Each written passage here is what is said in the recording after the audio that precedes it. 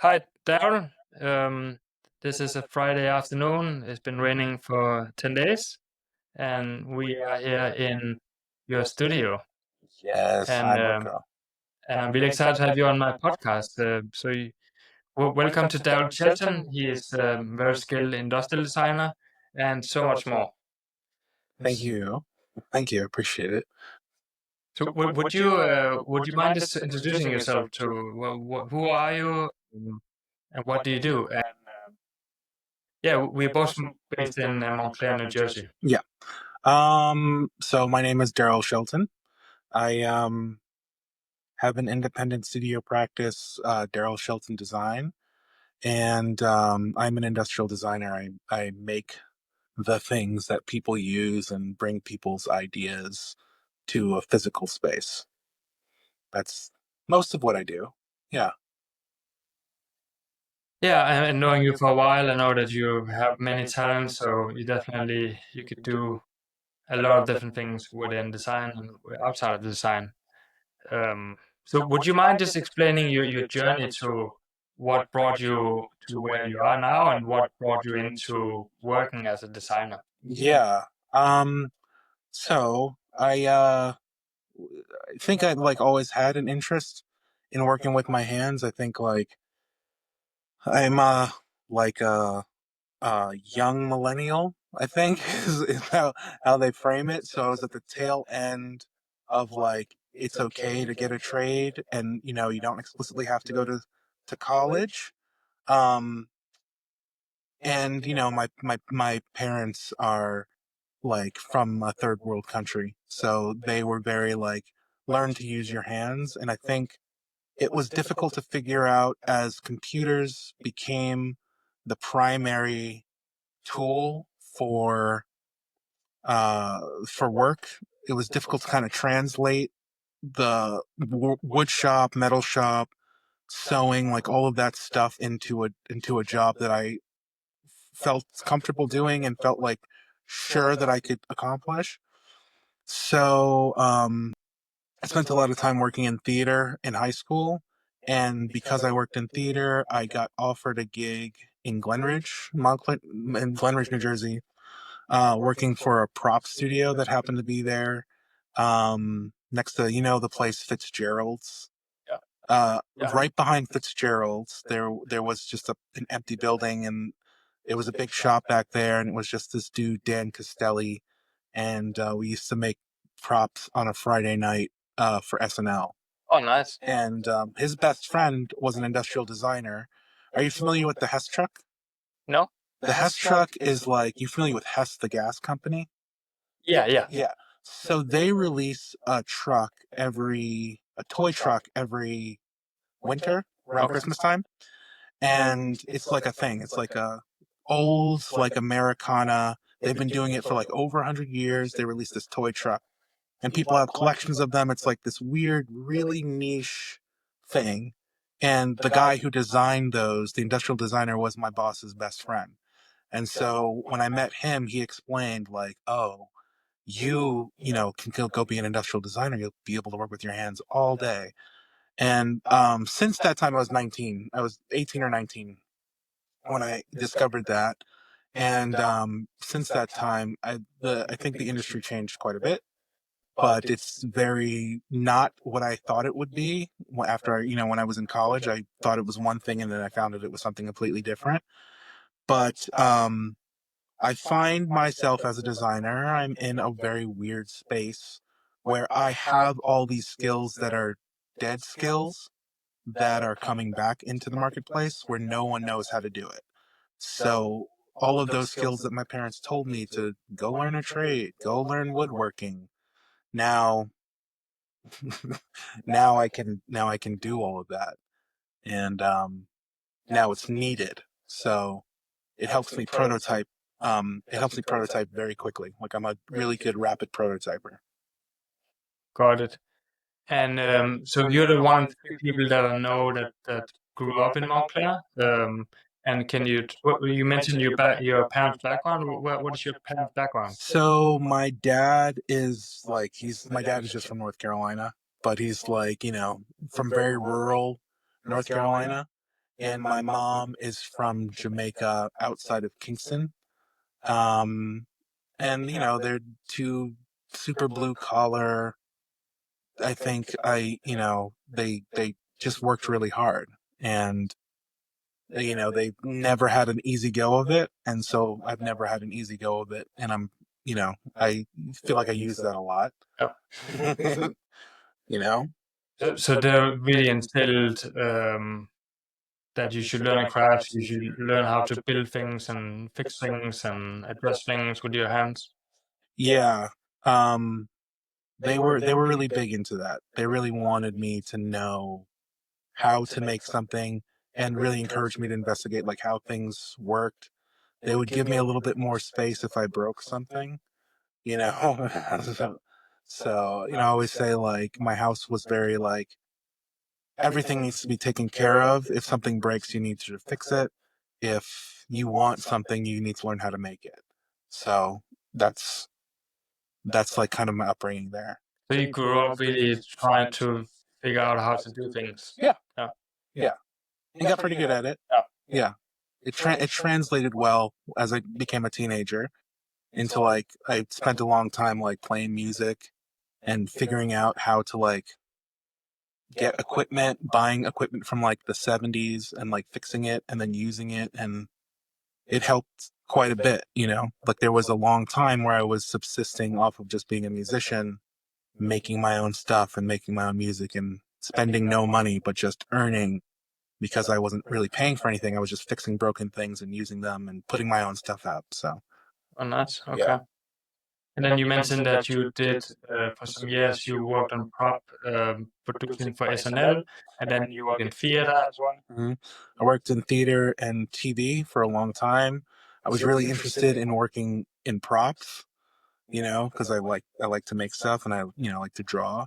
It was really hard. I found a really really difficult time trying to get into making props. I ended up just kind of working in television on the production side, just like in an office. And, eventually I decided, years when I'd met my boss's friend who designed the Hess truck, I, I, eventually just decided, he said, you should go to school for industrial design. And I looked at a bunch of programs and then decided, I was like, I'm just going to go for it. Up until that point, I had been making things and selling things. I had been kind of keeping like up until that point when I decided I was going to go back to school. I was 25 when I made the decision that I was going to focus on doing that. But before that, I'd had studios. I, was really into teaching myself how to sew and screen print and did as much carpentry as I could do. I had a crawl space in my attic. At the time, it was just like a very tiny room in the attic. And I had all my tools up there, and I would like be laying on the floor next to my saws and stuff. And it was not a good idea, but that's what I had, so that's what I would do. And I did that until I got my first studio when I was about 21. Yeah. In this area. Yeah, it was in Bloomfield, yeah. And now those are luxury condos, so. Yeah. And then, so what brought you into the thought that I'm going to study industrial design? Yeah, I think I got sick of when you can do things, people who cannot slow you down, or they really hurt a process. And I think like especially working in television and theater, I didn't feel like, I honestly just didn't feel like I was being observed. I didn't feel like I was being seen. I didn't feel like my work ethic was being appreciated at all. And I was just honestly just kind of sick of that thought. So I was like, I could just do this better than, honestly, it was a little bit of an arrogant thought. I was like, I can do this better than a lot of you. None of you have the training on how to manage these things. And while I was working in television, I'll also note that that was like during the time that reality TV was having a huge boom, right? Like, so there were a need for workers, and it was just whoever had a communications degree. It didn't mean that you knew how to do anything. It's just like you had this communications degree, and then you could schedule and hire and, So I found myself oftentimes at work getting overloaded with things because people would find out that I could do a little extra. They figured out that I could do like a networking or that I was good with IT. And so I'd get roped into that in addition to all my other tasks, and I wasn't getting paid more and the hours were crazy. So I decided, I can't do this anymore. I really do need to go back to school. And I started, looking at schools on the East Coast to go. Okay. Yeah. And then you went to school in Brooklyn, I know, right? Yeah. Yeah. I ended up getting into Pratt in 2017. I ended up getting accepted into Pratt in 2017, but I could not afford to go. So rather than go to Pratt, I went to CUNY school, um, um, and went to BMCC and did 2 years there, and then took a break, and then stopped for like a year to try to focus on trying to transfer. Honestly, just to focus on work. And then when COVID happened, I decided to go back to school and finish it up. Okay. Yeah. And so coming from a background where you're really skilled in building things and like doing things and craft, and then going into the design school and learning about industrial design, how do you think that education has helped you? And did you have any, um, did you notice something? Do you think that you had different advantages to your fellow students that didn't have your background? Yeah. I think the biggest thing that I noticed was that going into school, so by the time I actually ended up at Pratt, I was probably 35 or 36. And, or maybe 34. I don't remember, but, much older than the average college student. And the issue that I noticed is that they really didn't understand like mechanical principles, like how to do the thing.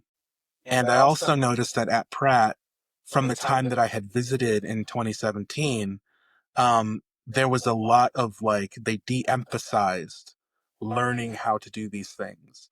It was like everything had been, very process. Like, this is the design process. This is how you like rationalize making a product. Um, Not so much the doing.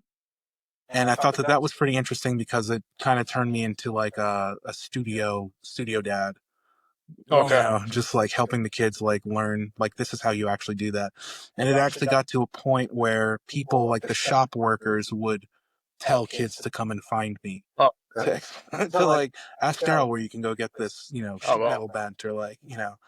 which was cute, but like also like it's I have finals too, you know. Yeah. I have my own stuff to take care of. So you would spend a lot of time like advising your Yeah. fellow students. Yeah, yeah, which is fine, which is perfectly fine, you know. Yeah, got But it. Okay. yeah, it was just that at some point I just decided I needed to go back to school, and I the goal was to go to Pratt. That's like how industrial design as a practice was introduced was, oh, you should go to Pratt or you can go to RISD. Yeah. And Pratt is the closest. And I had friends who went to Pratt and had spent time at Pratt. So So if you should sum up the main skill that you got from design school, what would that be?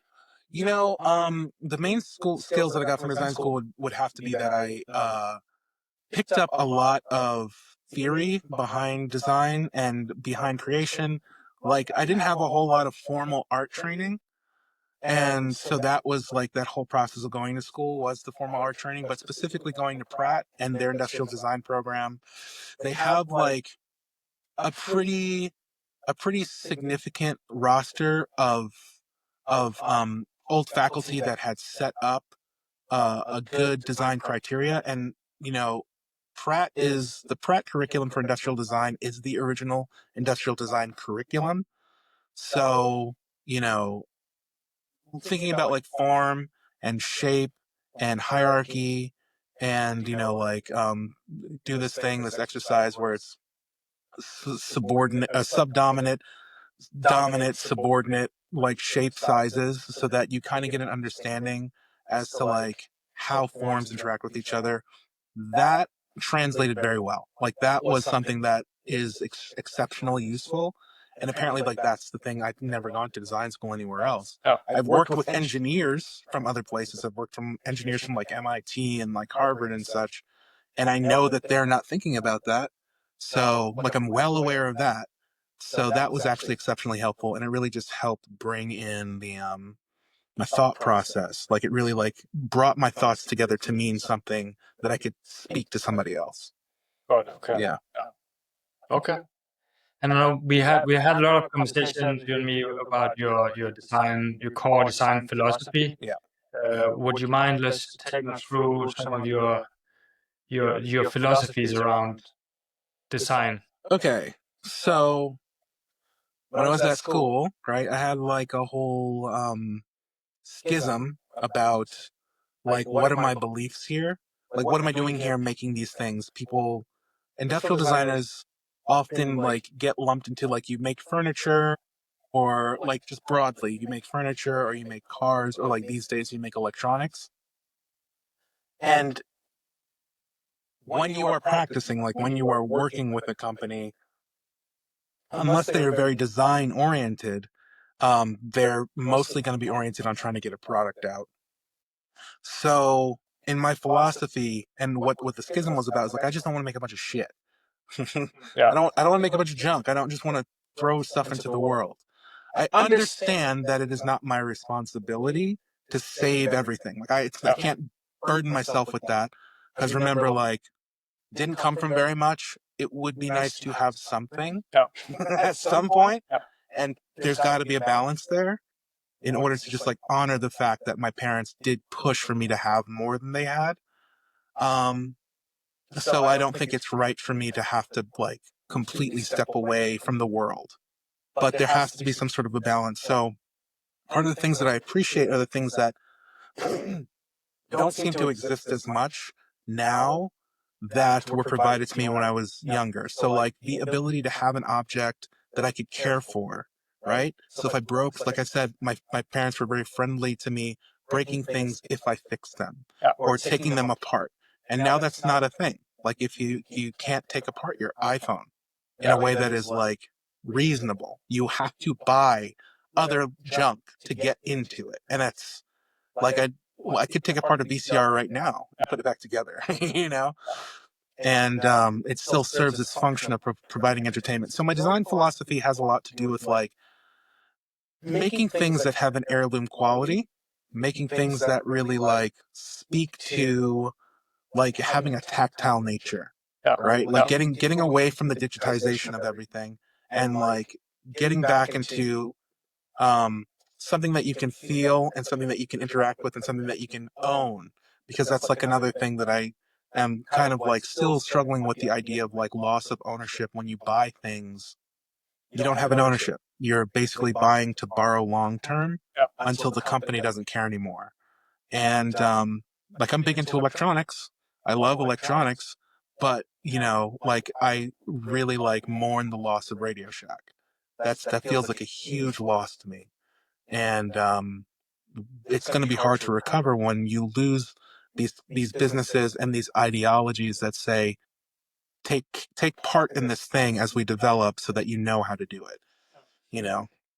So there's a lot of technology and stuff that I'm into embracing it in a specific way to allow me to sort of like interact with things that I don't really understand, you know.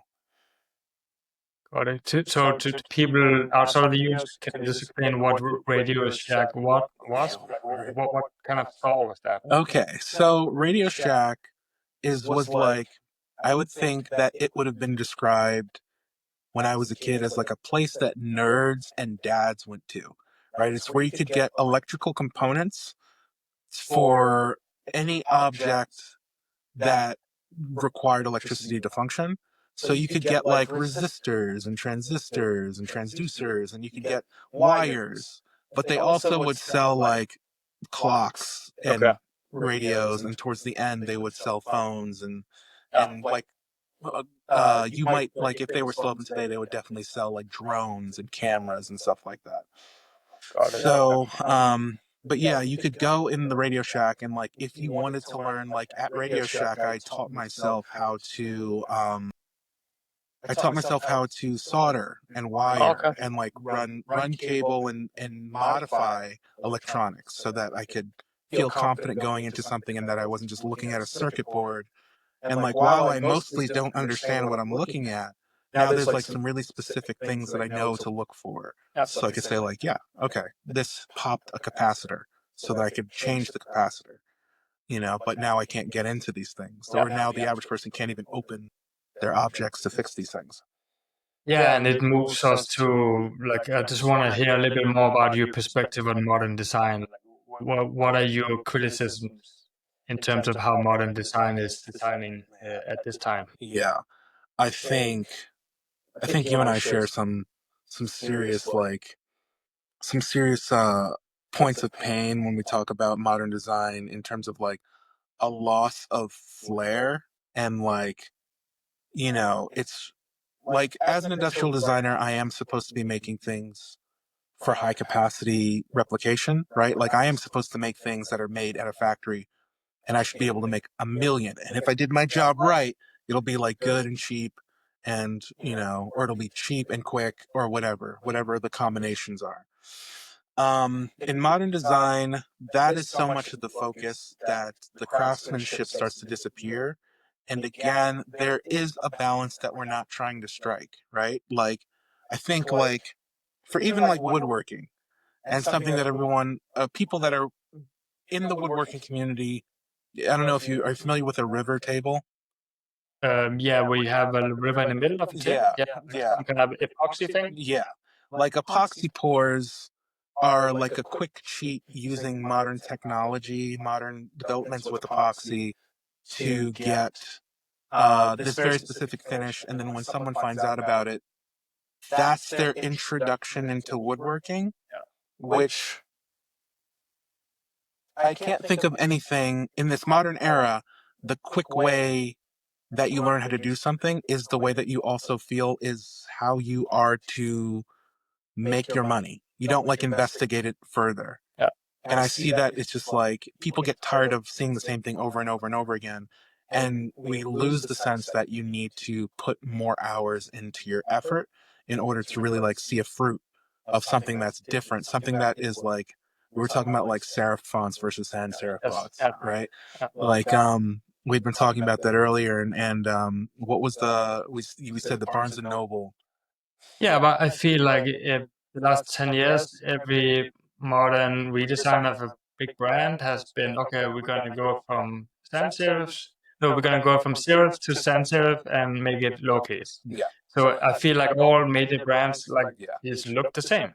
Yeah. I know that like, okay, so I can't even go through. I know like Jaguar's new logo is like one of those things. They completely lost this whole old school elegance to try to speak to a younger generation, but that's like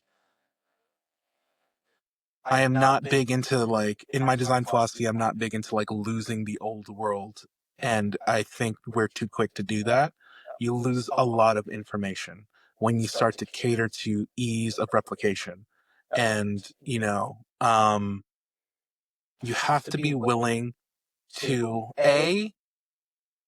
shorten your arms a little bit. And what I mean by that is like when you go to make a thing, it is not for everybody. And there is enough for you to not sell to everybody and still like take care of yourself.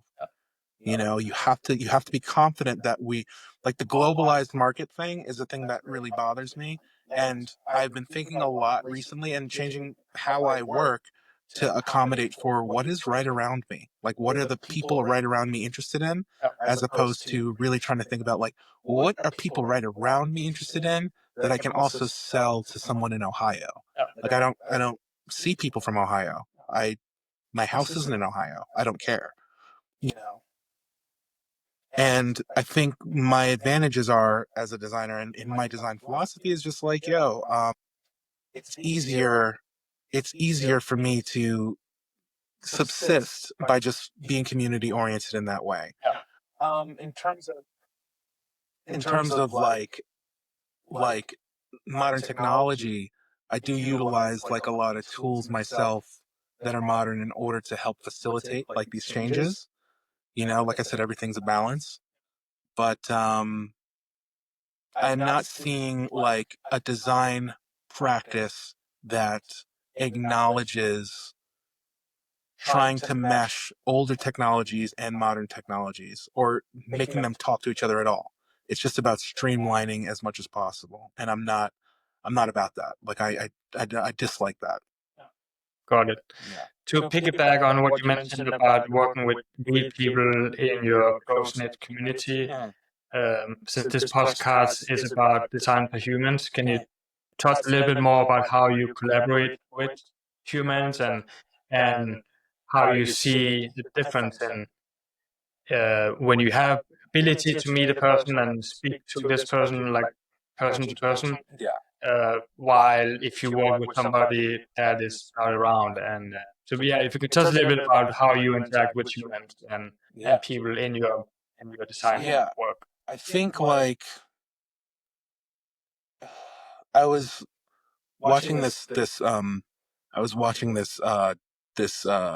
report, I guess, about sociopaths. I was listening to a psychologist discuss sociopaths and a psychologist who identifies as a sociopath in terms of like they mimic behaviors of people because they don't have the capacity to have like empathy, or they're only mimicking it, they don't understand it. And in that there was like this whole discussion about how like there are core feelings that people can have, like sadness, happiness, like those are the things that people can feel.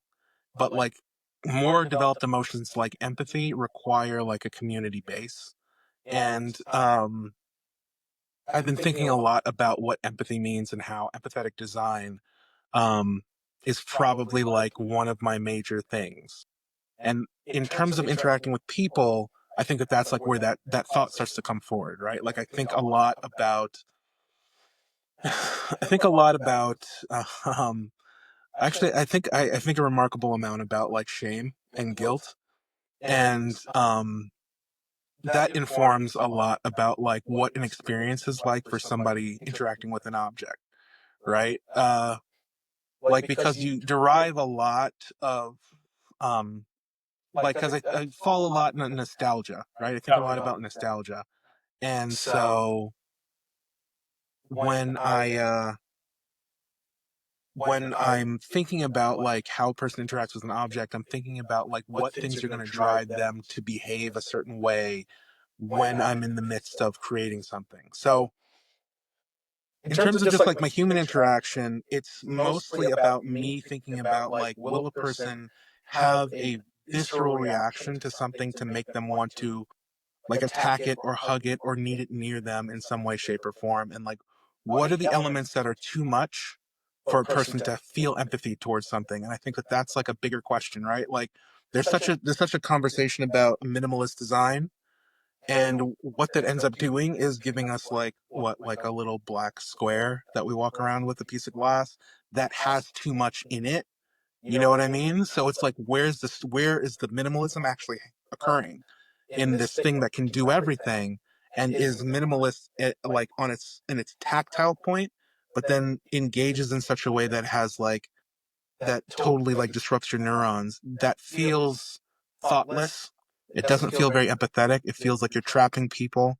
And so like when I think about interactions with humans and designing with humans in mind, like it's, how can I get somebody away from something like that? When I physically get to interact with a designer and work on a project, um, I think it's just pretty good, right? Like you're just working with a friend who does the same thing. It's your friends at lunch. So, I think it's just mostly about when I'm thinking about interacting with humans and designing for humans, I'm thinking about like my actual like design practice, what is this like? And again, it all loops back around to this idea of like, if you can take ownership of something, that is like, that's your heart, it's yours. It becomes yours. It becomes your doll. It becomes your spot that you like to grab pizza. It's yours. Your phone is changes every, if they had their way, every 3 months or something. You know what I mean? It's not really yours. Like, I thought it was very interesting that you mentioned shame and how you use shame in design. Yeah. Can you elaborate a little bit more on that? Yeah, like so like I have ADHD, Yeah. right? I have it pretty bad. And it's there's a lot of shame with that when you can't like focus, right? So thinking about things that I've made or things to like ease a moment where you might have shame. So one of the things that I do as a person with ADHD, a coping mechanism is to always have the thing you need with you. So I oversupply myself all the Okay. time, Yeah. right? Yeah. So I'll design things that alleviate the ability for a person who carries too much, right? Like I'll design bags that have specific usages and specific pockets for things for very particular situations that are just like over prepared. I always get like a note that I tend to get back from engineers who like look at my CADs or look at my files are like my tolerances are always too tight, Okay. which is an interesting thing. It's So related. you're stepping too close to where it should be, or you need Yeah. more like space around your. No, it's like it's technically it's a good problem to have. Yeah. But yeah, it's too close. It'll like the thing will close, but it closes just so, and that's because I'm always thinking about like shrinking a space Okay. and accommodating for more because you might need more. Because, and so that to me is just like showing some sort of consideration down the line. And it falls into the guilt factor because it's like I'm wired to not want to take up space. Okay. So I'm making everything as small and as tight as possible, and just till a point where it works, because I know like we're gonna have a point where it wears a little bit, you'll get a little more life out of it. You know what I mean? Like I'm thinking about it that way. And that is that's a guilt driven characteristic. That's a like, I don't want to take up space. I just need to do what I'm gonna do. And that's how that translates from me into what I make. Very interesting that like a character, like a characteristic in you can be translated into a drawing that an engineer can pick up on. Yeah. That's interesting. Yeah. Sure. And yeah, I like to think about things that way. I like to think about it exactly like that. Okay. Got it. Okay. Yeah. Yeah. Would you share a little bit about your when somebody approaches you and they say, "I need this and this," can you take me through your design process? What? So a guy calls you up and say, I need you to build this object for me. What? How will you get from his idea to the final product? Okay. So, like I said, like I've in my independent practice, it's been pretty. There's a difference between me before school and me after school. um, so before school, I would ask a tremendous amount of questions. I would almost feel confident that I was not understanding what I was being asked. And I think I might have been like a little bit more annoying in giving my client too much space. For perfect example, like recently I had someone who wanted to redesign, I wanted to redesign a polo shirt. For two sets of polo shirts for different seasons. And before school, I might have really engaged with what was wanted. I might have engaged with it in a way that was kind of harmful to myself because it's like I disagree with the premise of what this person is making.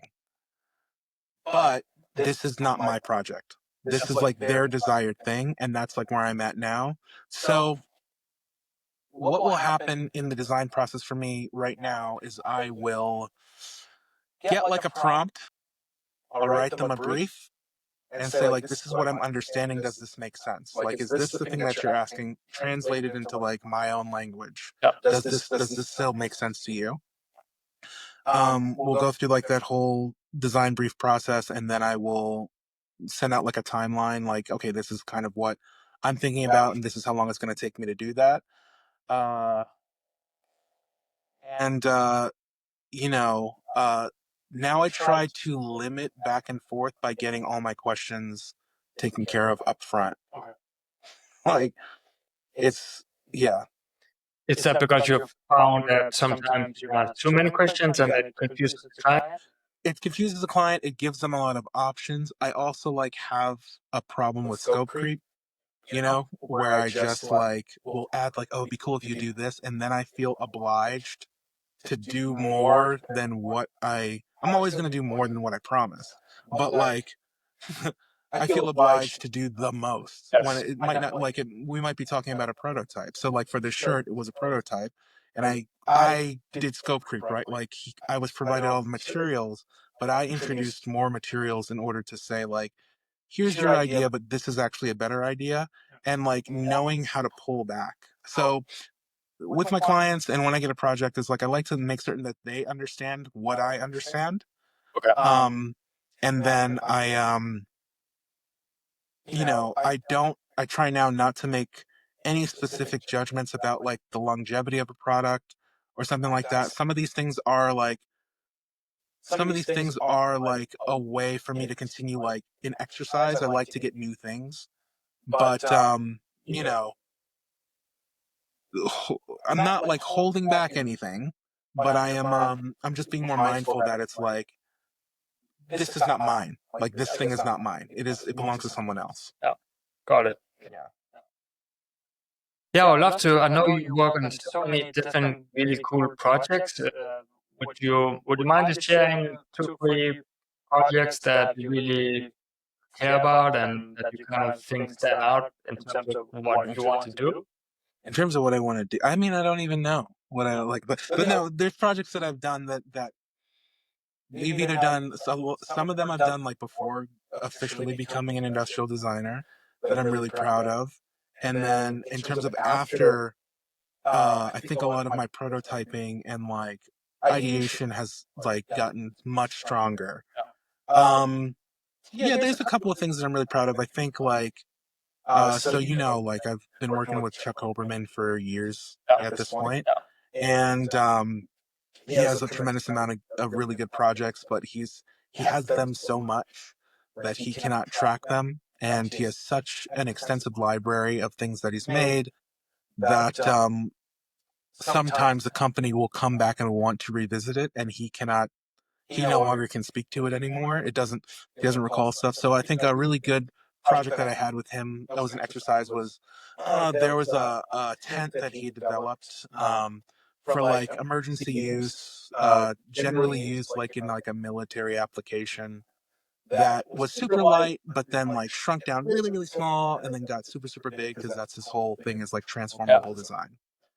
And he'd forgotten all the geometry, all the math surrounding how this thing was put together, but he had a model, and then he gave me the model, and he's basically like recreate this because we're going to need to send out more of these things. And I just enjoyed it was basically model building, but just like enjoyed like the idea of like working through figuring out new mechanisms because that's like pretty new to me. Like I don't do a whole lot of moving stuff, and now I'm way more interested in it.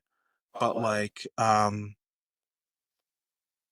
that was a project that I really enjoyed, and it took about 4 or 5 months to like reverse engineer this tent that shrunk down incredibly small and like understand exactly how it works and like make a bunch of changes to how it works, to make it work much, much, much better. And that's like anytime where I have projects where I can get the space to give more, then like I absolutely want to do it. Most of like the other projects that I've been describing, they're really on timelines, and yeah, I like projects where I have the space to like play a little bit because I'm playing, like 90% of this is just me playing around. So I remember a few years ago you mentioned a clock project. yeah, I think that was the first thing. That was like one of the first projects where I was thinking about like interaction and wanting some sort of an heirloom quality and wanting something that just only focused on that. So I made a gear escapement that is just a clock, just works on like a pendulum and weights, and sort of minimalist, right? Like transparent face, made from wood and acrylic and aluminum, and it didn't tell time. It was just the gear escapement, and time would pass, but the only interaction that you could have with it was to care for it and like wind it up, and it would give you feedback in the ticking and the gear movement, the escape movement. But that's all it did, and that's all it is made to focus on, just that, and just bring people back to a place where just like, these objects are things you can take care of, and it's clear so you can see how it works. So theoretically, if you looked at it for long enough, if ever it broke, you could fix it. You'd have an intimacy with it. So yeah. Yeah, and I thought that was a very interesting project because in design, like I normally think about design, it to solve a problem and it needs to have a purpose. But that project kind of seems like you're blending art with design. Like there's some kind of art component to it. Like it doesn't need to have a function. Yeah. That's such an interesting thing too. I think a lot about function, right? I'm pretty like, sometimes I'm anti-function. I think things make more sense a lot of times when there's no purpose. And trying to assign, like, fidget spinners, their function is to be functionless so that you can do something else. Or at this point, right, it's been decided that it's like a light distraction so that you can focus somewhere else. And it's like, that's anything. That's tapping your hands. That's that's almost anything. And I think that they're pretty functionless. I also think that, they're hunks of plastic, you know. I don't know. Like I think that like removing function from things is a way to really engage interaction. You really get to say like what the interaction is you say what the interaction is when you design in specific ways, right? Like if you design like a drill, you design it and it like the design influences the interaction entirely. A person could say, if you say that's a drill, and if it was shaped like a tape roll, I don't think anybody would know what to do with it because it doesn't automatically speak to what its function is. And I think we need to like mash that up a little bit. I think we need to like start making things that maybe do half of the design theory, or the design language is halfway there, and then we sort of like make the other half art, like as you said, right? Like something that is just feeling. I do. Okay, so there's fidget spinners that I do like them. I think that it's a little strange. Like, there's a fidget spinner that is like all of the sounds of loading a gun, which I think is fascinating. It's not loading a gun. It's an uncomfortable sort of thing, right? It's like weaponry, but it's a very lush and very pronounced sound of like loading a revolver. And it's just like this little piece of metal, and it clicks, and you can just like make all these sounds. And I was like, see, that's great. To me, something like that's awesome, because like I said, I already have my gripes about fidget spinners, but like it's narrowly a it's narrowly a like an actual object. A fidget spinner is like narrowly a thing that matters. Very interesting. There's one thing I want to touch on because it's all over the world these days, and it will keep changing our world. AI. What are your thoughts, Um, and how do you use it, and what is your perspective about AI? yeah. So AI to me, AI to me is like very necessary. Right. It's exceptionally helpful. I'm a very early relative to like when it's come out and been publicly accessible, like immediately adopted it. Like immediately saw it as like, oh, this is exceptionally useful. Um I yeah, I do enough research about it to know that it's very new, you know. And but it's the way that it is helpful is I don't often like I'm in this space by myself. It's like I do have like some people that I like will like you will like throw stuff to you and be like, hey, like what are your thoughts on this? Yeah. But while I'm developing my thoughts about something, or I'm having that like weird like empathy conversation with myself, I'll like involve AI to see, basically to check in if I'm being fair, if I'm making sense, um, or to just go over my logic, you know, um, which is helpful because not everybody wants to sit down and like you read my weird essays that I write about feelings and like the color and the texture of wood. Like nobody wants to sit and read that. But AI will do it at a clip. Yes. And so stuff that really helps me like focus my skill. Okay. Also, like I've been saying before about electronics and like uncertainty, AI is very certain about like programming. So like if I have an idea that I would like to execute, I can ask a bunch of technical questions to get the gist of something and be kind of in the ballpark of like, okay, maybe this is possible. Yeah. And ask AI all these questions and just workshop with it. It's a really good workshop partner. Okay. It's Yeah. like an excellent workshop partner for sure. Yeah. Yeah. Nice. So we're coming up on the close of this episode. I think it's been super fascinating to talk to you. Uh, Anything that you would like to mention? Anything I didn't ask you about that you would like to touch on? Oh, I don't know. I have some things that I'm working on. I'm still building out my studio.